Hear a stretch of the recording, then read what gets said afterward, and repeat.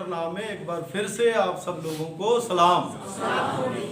क्योंकि लाइट जाने से हमारी जो प्रभु के प्रति जो श्रद्धा है, जब प्रभु के प्रति हमारा जो प्रेम है, जहाँ परमेश्वर का हमारे प्रति प्रेम है, वो कभी कम होता नहीं है। हालेलुया।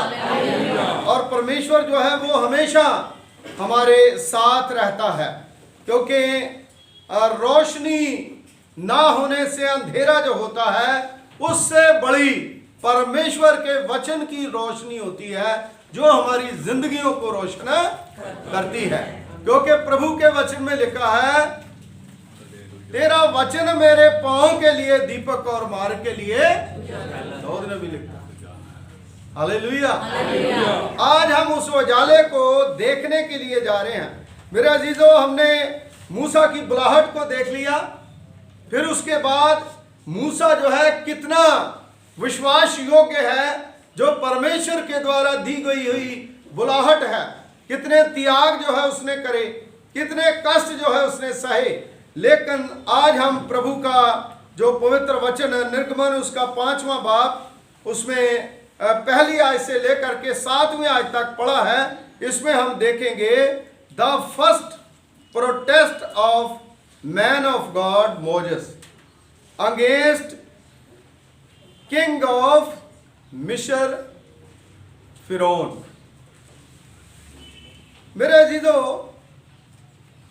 जब हम परमेश्वर के पवित्र पाक वचन को देखते हैं, तो 5वां जो अध्याय है, इसमें बताया गया है कि परमेश्वर के जन का राजा फिरौन के सामने पहली बार जाना और उसका विरोध का सामना करना। मेरे अजीजों, आज इस दुनिया में रहते हुए जब हम परमेश्वर के पास आते हैं, खुदा के पास आते हैं, प्रभु की वाणी को सुनते हैं, तो हमें इस बात को समझना है कि आज संसार में, इस दुनिया में विरोध ही विरोध है। शायद भाई साहब आप पहली बार आए हैं, हमारे चर्च में मोबाइल जो है वो चलना जो है वो अलाउ नहीं है, और इसलिए अपना मोबाइल जो है उसको ऑफ करें, क्योंकि ये सब शैतान की चालें होती है कि सब लोगों का ध्यान जो है वो भड़काना है ना। इसलिए हमें सब चीजें जो है उसको संभाल करके रखना। अपने आप को नहीं संभाल सकते हम, खुदा के घर में कैसे बैठना है, तो हम कैसे प्रभु के वचन को सुनेंगे। इसलिए मेरे अजीजों, मैं आपको फिर से विनती करता हूं कि हमारा स्टेमिना कम ना करें, ताकि परमेश्वर का वचन जो है उसमें कोई कमी ना रह जाए। इसलिए आपके पास मोबाइल है, अपने मोबाइल को ऑफ कर लें, या साइलेंस मोड पर लगाएं। हम ज्यादा समय जो है इसमें नहीं लेंगे। लेकिन मेरे अजीजों, क्या होता है कि जब आज हमारी जिंदगी, हमारे जीवन में कोई भी काम हम करते हैं, तो हमें विरोध का सामना तो करना ही पड़ता है। मूसा जो है, जब उसने बड़ा काम करा और खुदा की बुलाहट जो है उसके प्रति विश्वास योग्य रहा, तो पहली दफा फिरौन राजा, बहुत बड़ा राजा, और फिरौन राजा को वहां के लोग जो है वह ईश्वर मानते हैं, वो किसी खुदा को नहीं मानता।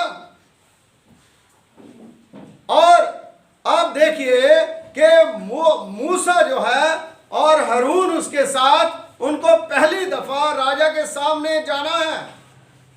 राजा के सामने जाने के लिए बड़ी हिम्मत और बड़ी ताकत जो है वो चाहिए, और भेजने वाला कौन है? खुदा है।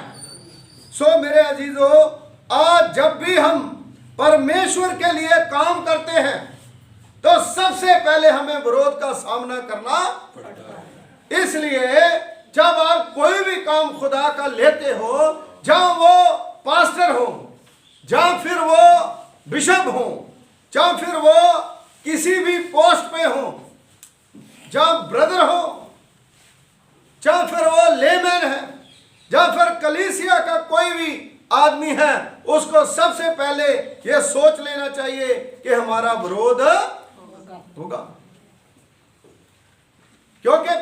वचन में लिखा है, अगर तुम मेरे चेला होना चाहते हो तो अपनी क्रूस उठा करके मेरे पीछे। हालेलुया। इसलिए डरने की और घबराने की जरूरत नहीं है, क्योंकि परमेश्वर ने हमें भेजा।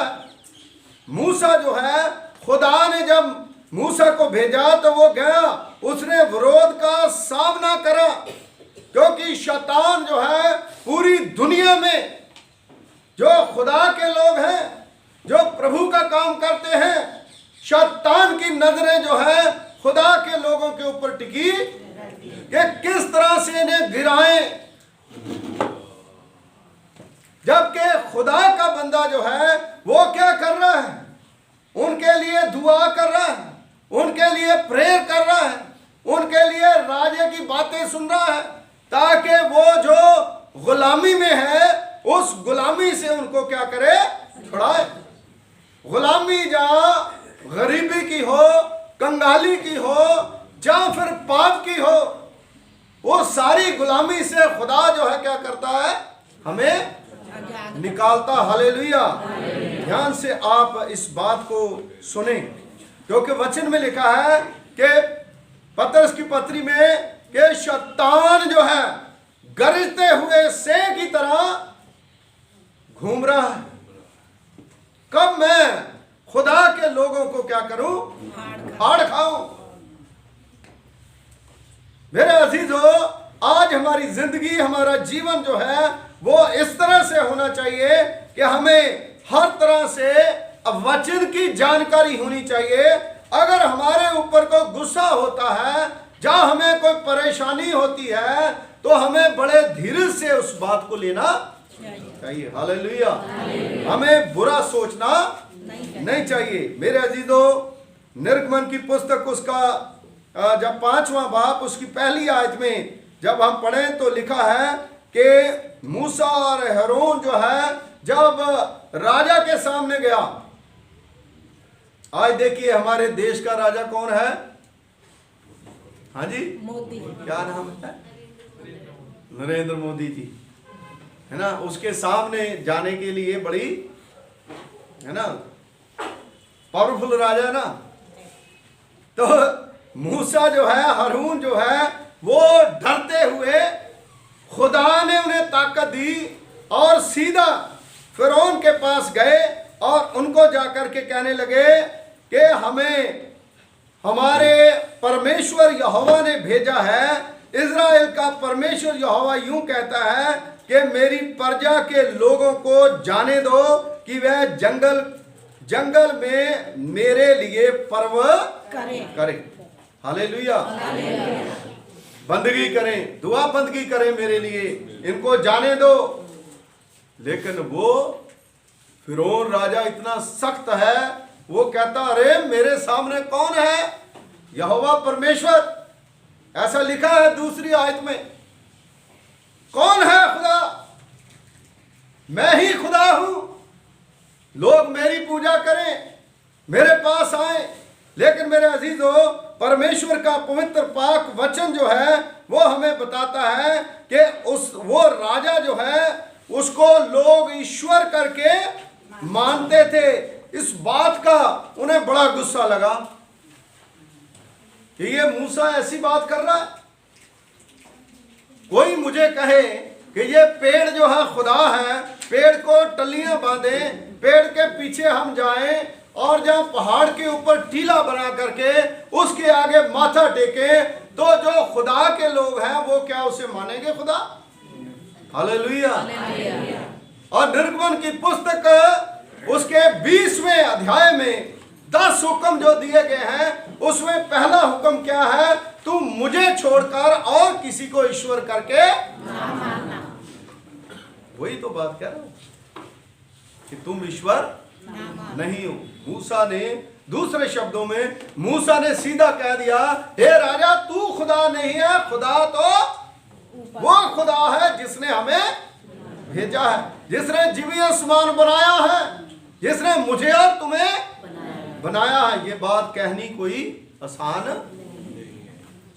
मेरे अजीजों, जो खुदा के लोग होते हैं, अगर उनके मन में कुछ सच्ची बात आ जाती है, कोई भी हो, वो कभी भी चुप नहीं रहते। मेरे अजीजों, भला के उसे विरोध का सामना करना पड़ा, भला कि उसे बहुत सी बातें सुननी पड़ी, लेकिन उसने कहा कि इज़राइल का परमेश्वर यूं कहता है कि मेरी प्रजा को, जो मेरे चुने हुए लोग हैं, इन्हें तो मूर्ति पूजा से निकालना है, इन्हें ऐसे जो देवी देवताओं की पूजा करते हैं उनसे निकालना है और सच्चे परमेश्वर का पर्व मनाना है। Hallelujah, hallelujah.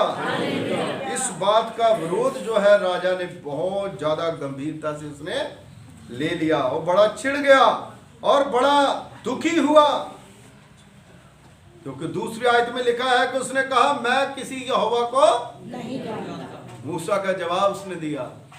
मेरे अजीजों, बाइबल में लिखा मूर्ख ने कहा कि खुदा है ही नहीं। और बहुत से ऐसे लोग जो हैं, परमेश्वर के पवित्र पाक वचन में लिखा है कि जिन्होंने कहा कि खुदा है ही नहीं। एक अमीर आदमी की कहानी जो है ना, मैं वर्सेस बोलूंगा तो बहुत टाइम लगेगा, मेरे पास लिखे पड़े वर्सेस। और एक अमीर आदमी, उसने कहा कि भाई उसकी बहुत फसल हुई और बहुत उसकी जो पैसा उसके पास आ गया, गेहूं आ गया, सब कुछ आ गया। उसने छोटे भंडार जो है तोड़ करके बड़े भंडार बना लिया, उसमें भर लिया।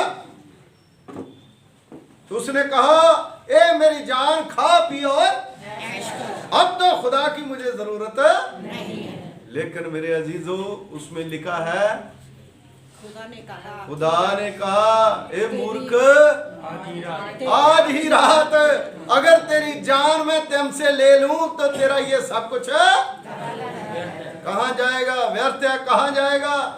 मेरे जीजो, राजा हो या गरीब हो, अमीर हो, खुदा के हाथ में है। अगर खुदा चाहे तो आज ही हम यहां से एक कदम भी आगे जा नहीं सकते। लेकिन फिरौन राजा जो है, उसने अपनी प्रजा की परवाह नहीं करी, अपने लोगों की परवाह नहीं करी। वो लोग जो उसके लिए काम करते रहे और चिढ़ गया। और चिढ़ने के बाद वचन में, खुदा के कलाम में लिखा है कि उसने फिर जो है उन लोगों को बुलाया और उन लोगों को बुला करके जितने उनके सरदार थे, जो उनके साथ काम करते थे, उनको तंग करने की कोशिश करी। वो आप करके शब्द जो है आया है कि उन लोगों को कहा कि ईंटें जो है वो वहां पर क्या करवाते थे, उनकी ईंटें जो है वो बनवाते थे। जो खुदा के चुने हुए लोग, प्रजा के लोग, इजरायली लोग जो थे, वो बढ़ते गए तो उनसे ईंटें बनवाते थे।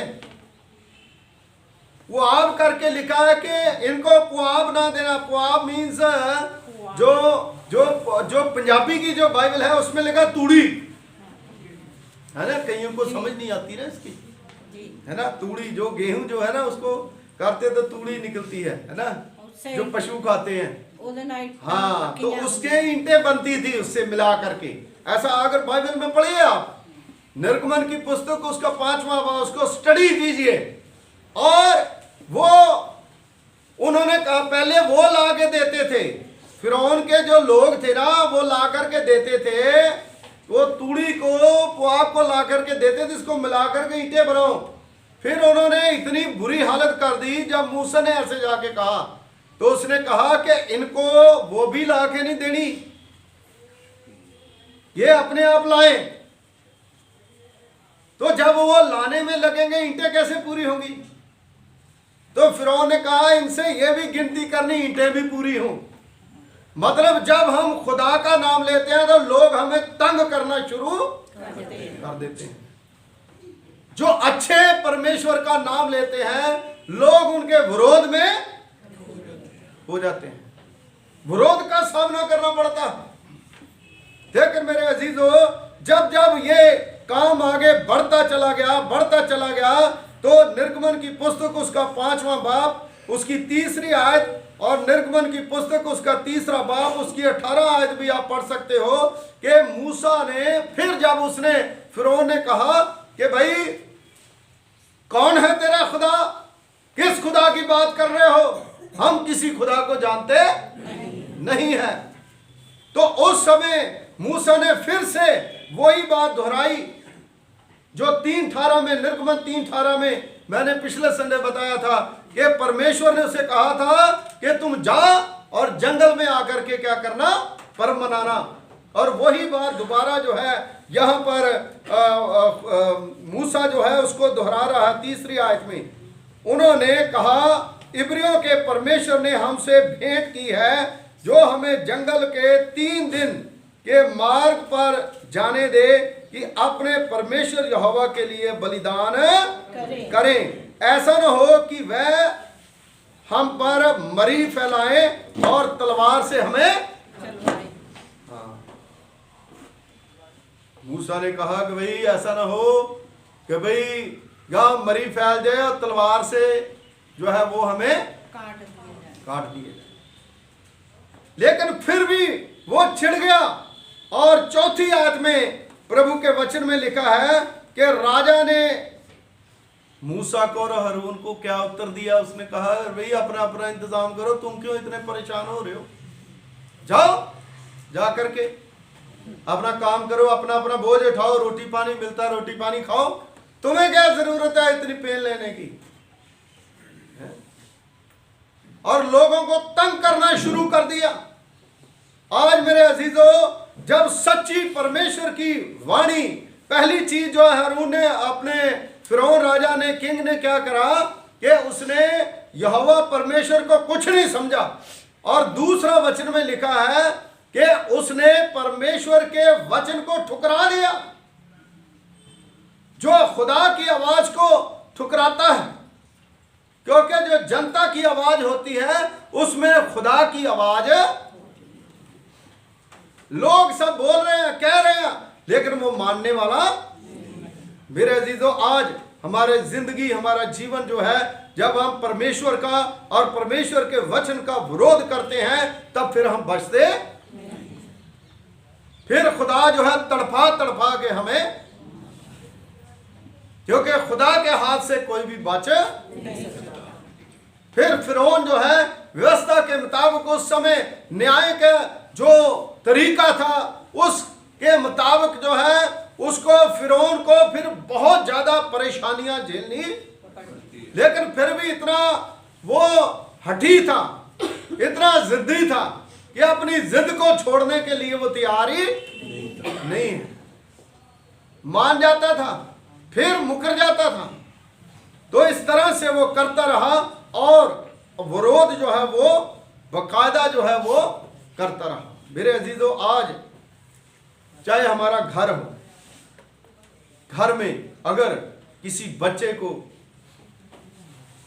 आप अच्छी बात बोलोगे, वो हमारा विरोधी, सामने तो नहीं अंदर से वो हमारा विरोधी कहेगा कि पापा जो है वो मुझे ज्यादा डांटते हैं, तंग करते हैं, क्योंकि ये मुझे ये बात क्यों कहते हैं। क्योंकि एक्चुअली क्या होता है कि वो जो पापा कह रहे हैं वो सही है ना। क्योंकि माँ बाप जो है वो अपने बच्चों को सही के लिए ही कहते हैं, लेकिन वो विरोधी हो जाते हैं, वो विरोध करना शुरू कर देते हैं। वो जब विरोध करना शुरू कर देते हैं, 1 मिलता, 2 मिलते, 3 मिलते, वो पूरे के पूरे एक साइड, और जो सच्चा बंदा है वो अपने आप फिर उसको विरोध का सामना करना पड़ता है। घर में मेरे अजीजों, हम सब लोगों के घर हैं, सब लोगों के परिवार हैं। हम इससे सीखें कि जो सच्ची बात कही जाती है, जो डांट हमें मिलती है, जहां सच्चाई जो होती है उसको ग्रहण करना सीखें। आज हमारे नौजवान बेटे और बेटियां क्यों बिगड़ जाते हैं? क्योंकि जब कोई बात कही जाती है, उस बात को एक्सेप्ट करने की बजाय उसको उल्टा रिएक्शन हो जाता है। यही जो है शैतान का काम होता है।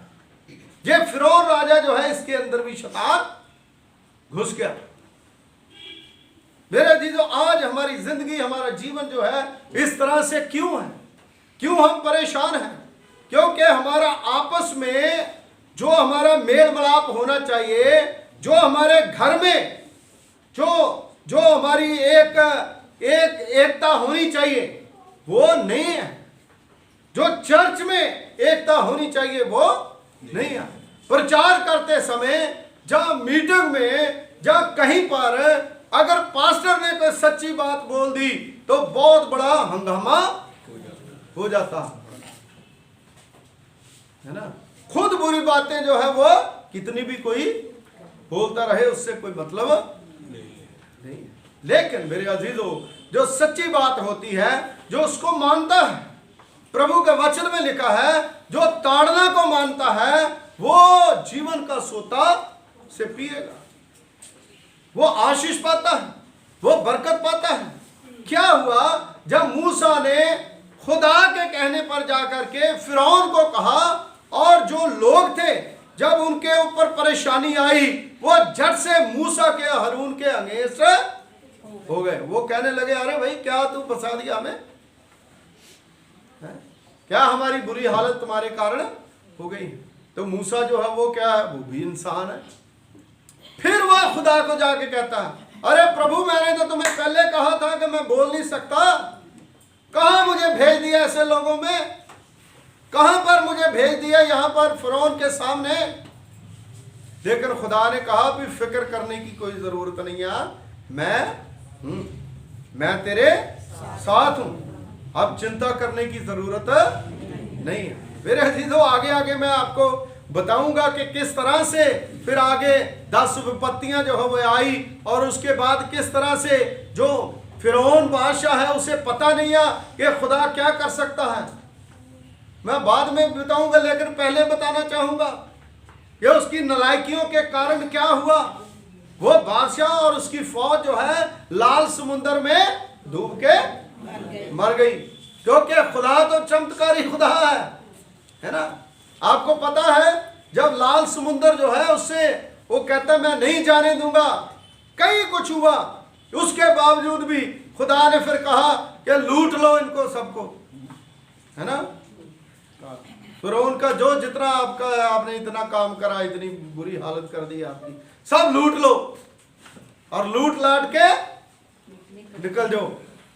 पीछे फिरौन की फौजें और आगे लाल समुद्र है। और क्या हुआ, वो विरोध का सामना तो कर रहा है, लेकिन खुदा भी साथ साथ चल रहा। मेरे अजीजों, अगर आप प्रभु में हैं तो आपका कोई विरोध कर रहा है तो ये मत भूलिए कि खुदा आपके और खुदा आपको कभी भी डूबने नहीं देगा। और जब वो मूसा जो है उसने लाठी करी, खुदा ने कहा लाठी कर, अपना हाथ आगे कर, और समुद्र जो है दो पार हो गया। समुद्रों के बारे में आपने पढ़ा होगा कि उसकी जो परतें हैं कई होती है। जैसे बॉम्बे में आपने देखा होगा हैंगिंग, वो जो पुल जो है वो बना हुआ है ना, वो परत होती है जमीन में। तो जो परत जितनी होती है उसमें लोग जो है उसको मिट्टी डाल के या कैसे भी करके पूर के वहां पर लोग अपने घर बनाते हैं।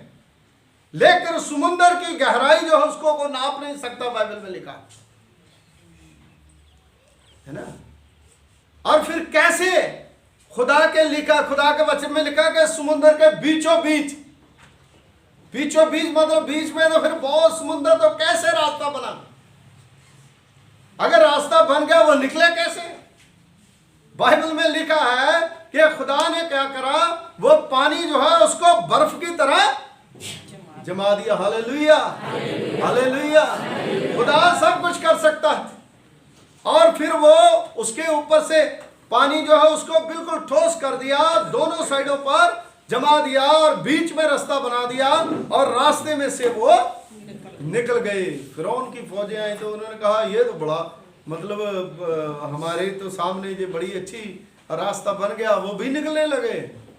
जब वो भी निकलने लगे तो वो बीच में ही डूब गए।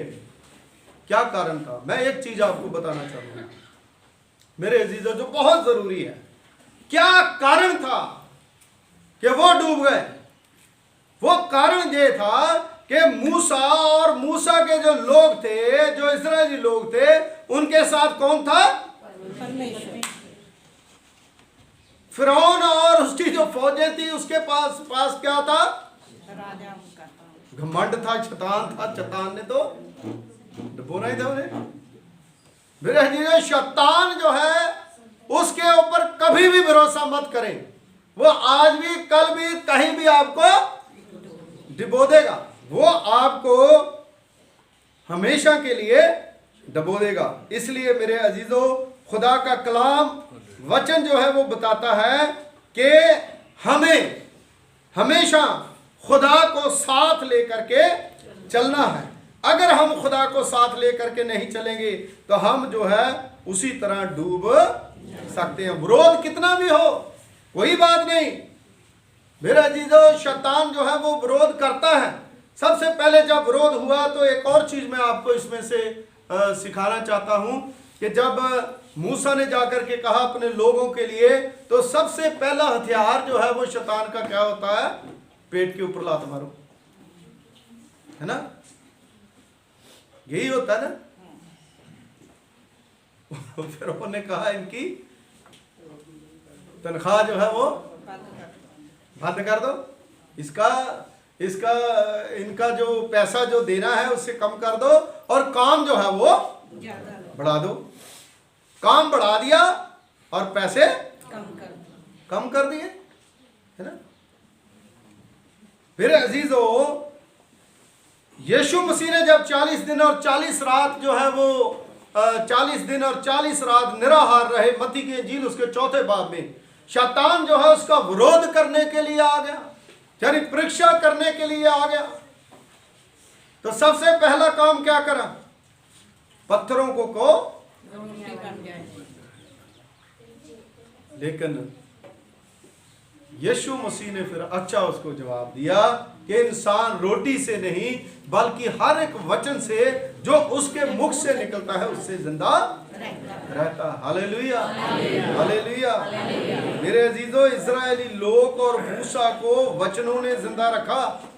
और फिरौन की फौजें जो है, फिरौन ने कहा था कि कौन है खुदा, और खुदा ने बता दिया कि जीवन देने वाला और जीवन लेने वाला मैं ही परमेश्वर।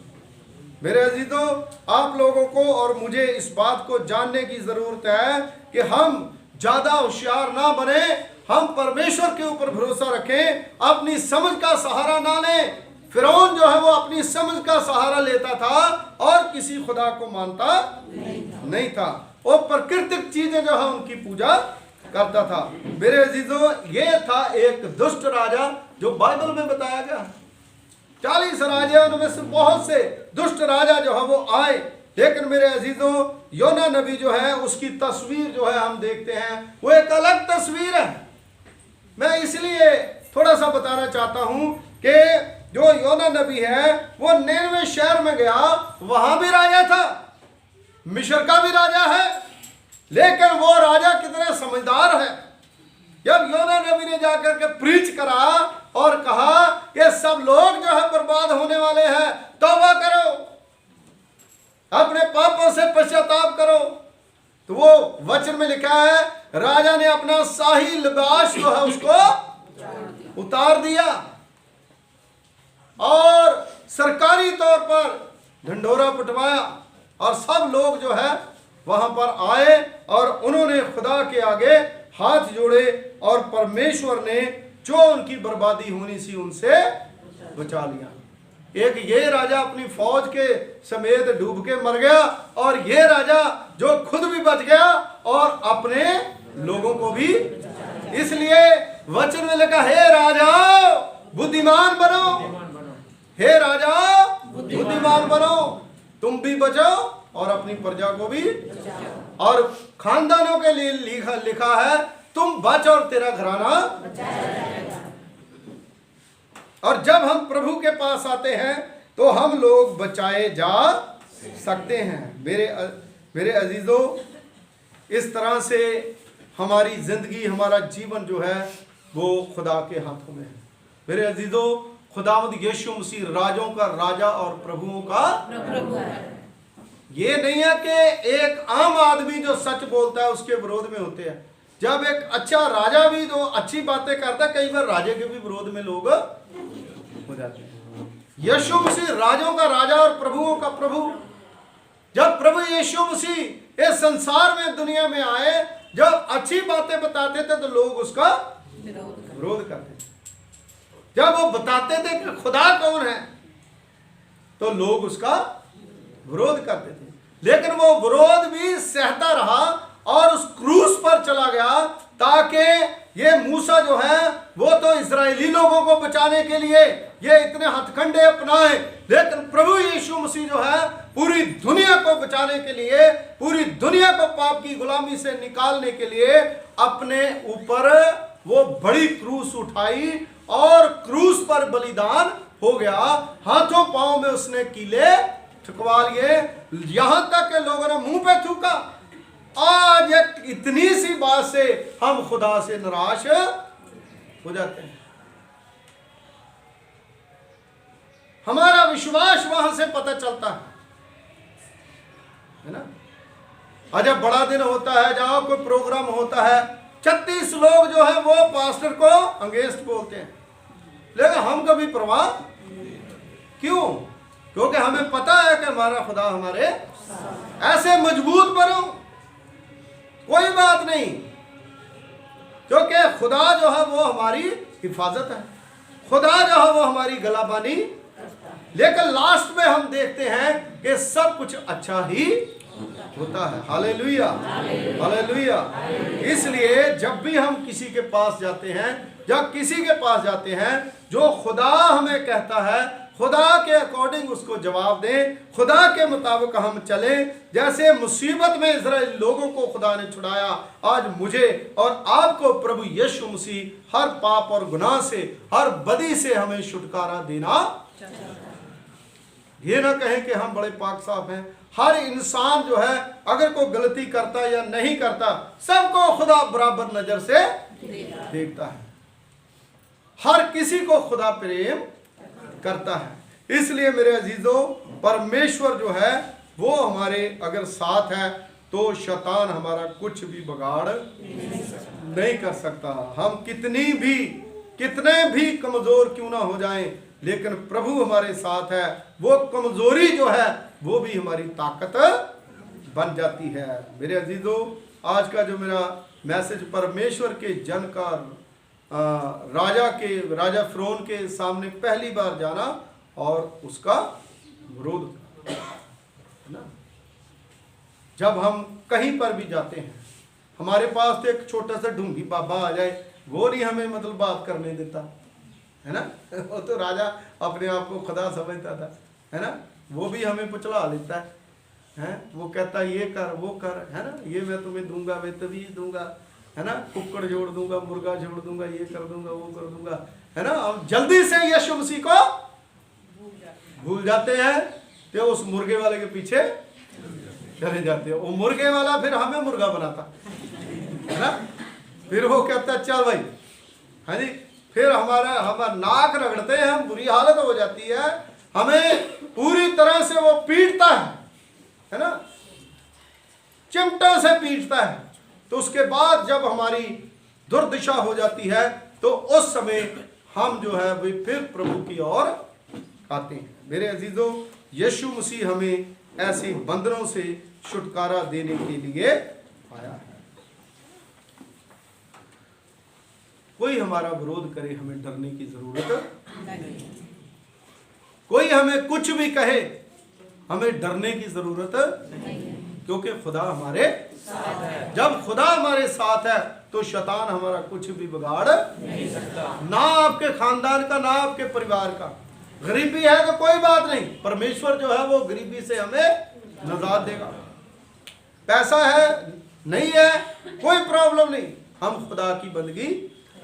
किसी ने हमें बुरा बोल दिया तो कोई बात नहीं, खुदा हमारे, हम उसके लिए काम नहीं कर रहे। अरे इतने बड़े लोग हैं, इतनी बड़ी कलीसिया में, जब मुझे या आपको या किसी को कोई दो शब्द बुरे बोल दिया तो हम उसके लिए थोड़ी काम कर रहे हैं। फिर मूसा ऐसे सोचता, उनको सबको छोड़ के भाग आता है ना। नहीं, हम किसके लिए काम करते हैं?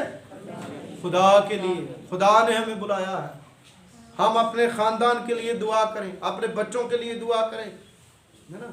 खुदा का घर जो है वो उसका है जो सच्चे दिल से परमेश्वर के आगे बंदगी करता, जो सच्चे दिल से खुदा का बोझ उठाता। मेरे अजीजों, मत्ती की इंजील उसका 11 बाब उसकी 28वीं और 29वीं आयत में लिखा है, मेरा जुआ अपने ऊपर ले लो क्योंकि वो हल्का और जुआ लेने का मतलब है कि जो खुदा का काम है उसकी रिस्पॉन्सिबिलिटी जो है वो अपने ऊपर ले लो।